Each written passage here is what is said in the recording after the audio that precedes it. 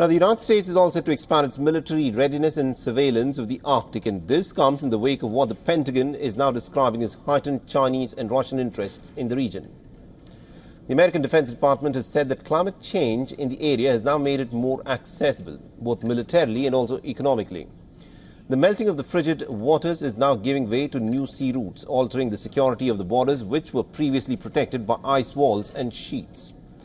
Now, according to the security update, the department is looking to increase investments to upgrade sensors, communications and also space-based technologies in the region. While the strategy is short on the details, it relies on growing partnerships with Canada and a number of NATO allies in the north.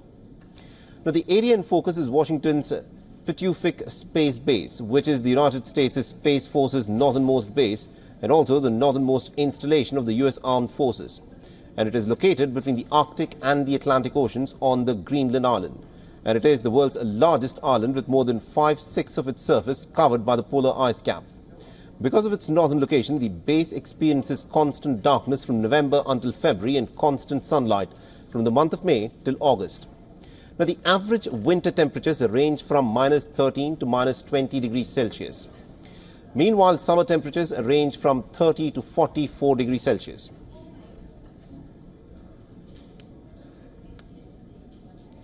The Pentagon's Deputy Defense Secretary Kathleen Hicks has said that the Arctic Strategy 2024 will help the U.S. Defense Department to maintain the security and stability in the region. Our Arctic strategy will guide the department's efforts to ensure that the Arctic remains a secure and stable region. And now is a critical time in the region. Climate change is fundamentally altering the Arctic, and with it, geopolitics and U.S. defense missions. Now, 8 nations have a presence in the Arctic for both security and commerce, and these include Canada, Denmark, Finland, Iceland, Norway, Sweden, the United States and Russia. Moscow also has the largest amount of Arctic territory and has the most developed military service in the region.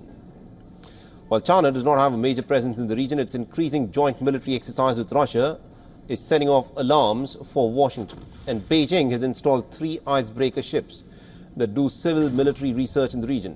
Now, the report has also suggested that Chinese vessels have tested underwater drones and polar-capable aircraft in the Arctic.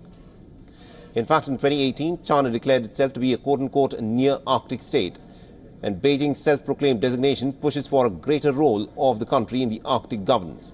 It already has research teams and expeditions in the region that are aimed at establishing mining and gas operations while vowing to construct a quote-unquote Silk Road on ice. Though the strategy aims at combating against the accessibility, the task will not be an easy one. Multiple challenges requiring the reworking of geopolitical ambitions, economic costs and military training strategies will have to be planned.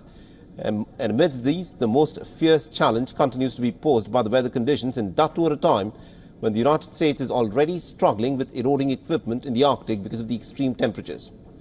The United States will require weapons, drones and equipment which can withstand the climate, and additional ships that can also handle the cold waters and break through the ice. The cold and the increasingly unpredictable weather also restricts military training, and it becomes all the more concerning because with limited satellite coverage, the area requires a far more expansive array of sensors for communication and military awareness. The deep water ports are another major requirement for the United States, and these, of course, will help dock more ships and naval equipment at the strategic base. The report also pointed out that the Arctic is warming over 3 times faster than the rest of the world and can see its first ice-free summer by 2030.